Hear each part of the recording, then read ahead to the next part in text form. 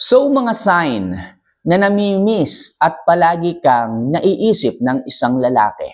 So mga kamamay, exciting po itong topic natin ngayon. So kung hindi po nagpaparamdam ang isang lalaki o kung ano pa man ang ipinapakita at pinaparamdam sa isang lalaki, malalaman nyo po na talagang nami-miss nila kayo at palagi nila kayong naiisip sa mga bagay na ginagawa nilang ito sa inyo. So isasabihin ko po, so ipapaalam ko po sa inyo, hindi nyo man to napapansin, pero kapag oras na ginawa po nila to sa inyo, ibig sabihin lang nito, nami-miss nila kayo o palagi nila kayong naiisip at naaalala. So mga kamamay, isa lang palagi ang aking hinihiling bago natin to simulan, bago po natin to umpisahan, huwag din man po sanang kalimutan na mag-subscribe, mag-like at mag-comment na rin sa ibaba na kahit na ano o kung may katanungan kayo. So, napakahalaga po niyan pagdating sa akin. Okay, dito sa ating munting channel. Kung nagawa niyo na po yan, lubos po ako nagpapasalamat. Maraming salamat sa lahat ng natulungan ko po ng love advice dyan. Natulungan ko po sa kanilang mga buhay pag-ibig. Maraming salamat po sa inyo at sa pagtitiwala. So, kung nagawa niyo na po, simulan na po kaagad natin ang ating tips and topic ngayong umaga na ito.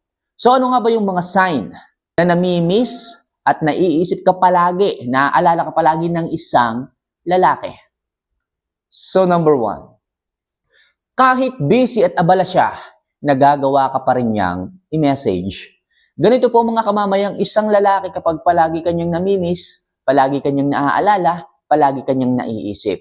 Yung tipong kahit hindi ka mag-reply, yung tipong kahit hindi ka mag-message sa kanya, nandyan at regular ang kanyang message sa inyo.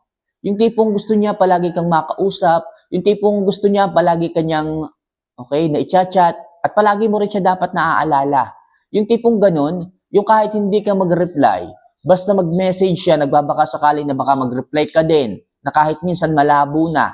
Tingnan nyo, isipin ninyo mga kamamay, alalahanin nyo, meron kayong mga Facebook friends na tipong kahit hindi kayo magparamdam, kahit hindi kayo mag-message, regular po sila na nagme-message, na nag-chat sa inyo. Okay, kahit nagre-react lang kayo, kahit nagha-heart lang kayo, at naghahaha lang kayo, o naglalike lang kayo, araw-araw pa rin silang bumabate. Anong ibig sabihin? Mahalaga kayo doon sa tao na yon. Namimiss kayo nung isang tao na yon. O kaya naman, naalala kayo nung isang tao na yon. Kung kayo itong iisipin, may mga tao talaga na nag-aantay, na nag-aabang sa inyo at nag-iisip, hindi lang yung mga asawa, hindi lang yung mga jowa ninyo. Okay? Sa paraang ganyan mga kamamay, mafe-feel mo talaga, mararamdaman mo talaga na palagi silang nandyan para sa inyo, lagi silang nagpaparamdam, lagi silang nag-chat. Okay? Yan po ang isang sign na palagi kayong sumasagi sa isipan at nami-miss kayo ng isang tao o ng isang lalaki. Right? So next, nagtatampo siya kapag matagal kang hindi nagparamdam. Yes, mga kamamay, yung iba diyang mga lalaki, kapag araw-araw silang nag-chat-chat, tapos araw-araw ka ding nagme-message sa kanila, tapos minsan, o isang araw mo lang siyang hindi replyan, hindi na rin sila masyadong nagpaparamdam. Okay? O kaya naman, halimbawa sa huling pag-uusap ninyo, parang nagkatampuhan kayo. So, ilang araw po silang hindi nagpaparamdam. At pag nagparamdam ka sa kanya, nandyan po, halos ilabas na niya lahat ng kanyang nararamdamang tampo sa inyo. Nagtatampo yan mga kamamay kapag hindi kayo nagparamdam sa kanya.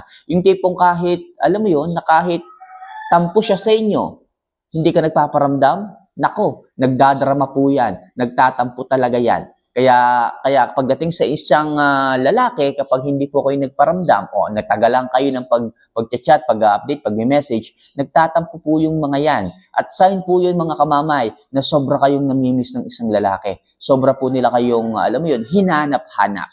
Kaya mga kamamay, mararamdaman nyo talaga pagdating sa isang lalaki kapag nagtatampo sila sa mga oras na hindi agad kayo nagparamdam o sa mga araw na hindi agad kayo nag-message sa kanila. So, isa lang po yung feedback pagdating sa kanila kasi nangangahulugan lang po ito na mahalaga kayo sa kanila, na naiisip kayo nila, na namimiss nila kayo.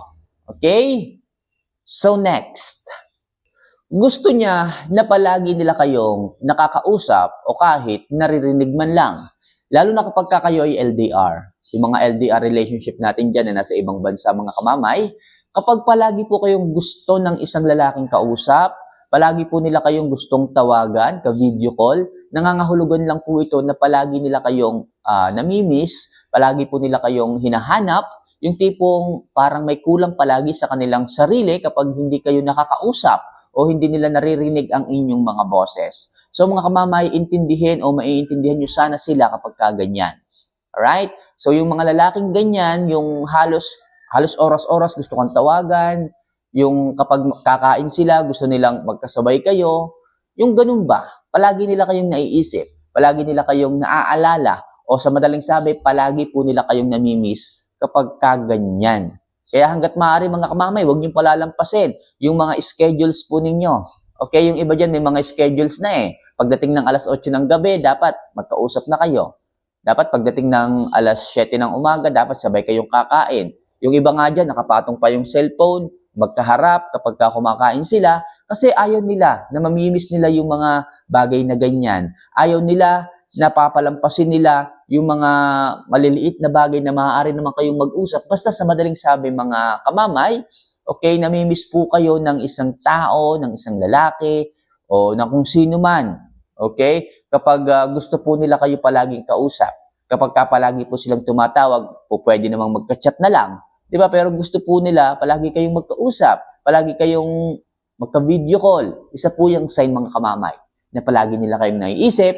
At syempre, ganun po ang inyong lagay o lugar sa kanilang puso. Palagi nila kayong namimiss kapag kaganyan. Alright? So next, madalas din na nagiging madrama sila kapag magkausap kayo. Yes, mga kamamay, kapag na-miss ka niya, yung tipong wala siyang paglagyan ng sigla o ng, alam mo yun, ng saya kapag nagkakausap na kayo. Yung tipong parehas kayong busy sa trabaho, ikaw nandiyan ka sa abroad, o kaya naman ikaw, malayo kayo sa isa't isa. Yung tipong pag nag-usap kayo sa hapon, nagdadrama na siya. Yung tipong ang dami niyang gustong sabihin sa iyo, gusto niyang kausap ka sana palagi, kaso wala siyang magawa kasi inuuna niya yung kanyang trabaho o parehas kayo may trabaho. Kapag masyado siyang nagiging madrama sa iyo, so doon lang niya na ibubuhos kung ano yung kanyang nararamdaman. Yung isang lalaki mga kamama, hindi natin masabi kahit lalaki, minsan umiiyak pa nga yung mga yan eh. Yung ibang mga lalaki, nagtatampo pa nga yan eh. Nagdadrama pa nga yan eh. Sinasabi ng mga yan, ay ganyan ka pala, hindi mo na ako naalala. Ang dami kong chat sa iyo, pero hindi ka man lang magre-reply. Ang dami kong message sa iyo, ang dami kong call sa iyo, hindi ka man lang sumasagot. Nagiging madrama yung mga yan. Alam ko, naiintindihan niyo po ako. Kapag ganyan po ang isang lalaki, ibig sabihin, naghahanap lang siya ng maraming oras sa inyo. Naghahanap lang siya ng pagkakataon na makasama at makausap ka o makita ka man lamang sa cellphone. Napakalaki pong bagay pagdating sa isang lalaki yung ganyan. Kung kaya't huwag sana kayong magagalit. Huwag sana kayong sasama ang loob kapag nagdadrama minsan ng isang lalaki. Intindihin nyo naman po sana sila. Okay, nagagawa lang nila yon. Minsan nga umiiyak pa. Minsan nga, alam mo yun, nagtatampo pa. So, isa lang pong sign yan mga kamamay na talagang, alam mo yun, na-miss nila kayo. Hinanap-hanap nila kayo. Yung talagang na-miss nila yung ganyang klase ng usapan ninyo na kahit minsan ang hirap hanapan ng oras pero nandiyan pa rin siya naghihintay. Nandiyan pa rin siya humahanap ng tiyempo.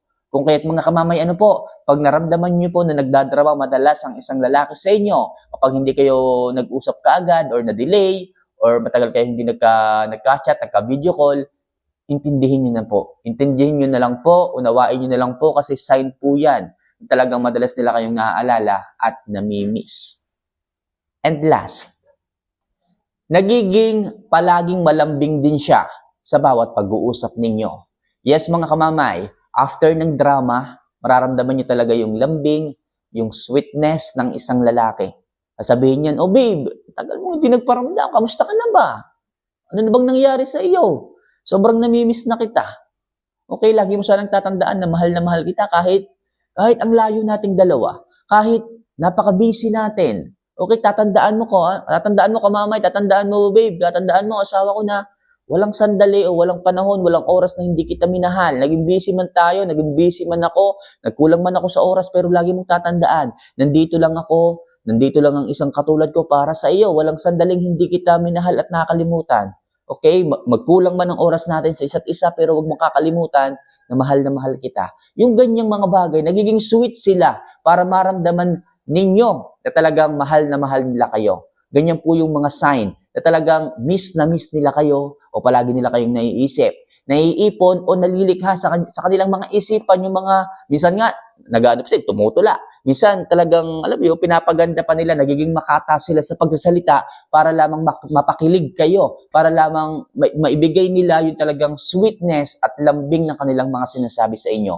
Alam ko na nararamdaman nyo yan paminsan-minsan. Alam ko rin na may mga jowa, asawa kayong ganyan. Okay? So, ilagay nyo nga po ang mga kamamay sa comment section kung may mga jowa kayong ganyan, may mga asawa kayong ganyan na lumalambing kapag nag-uusap kayo sa telepono. Alright?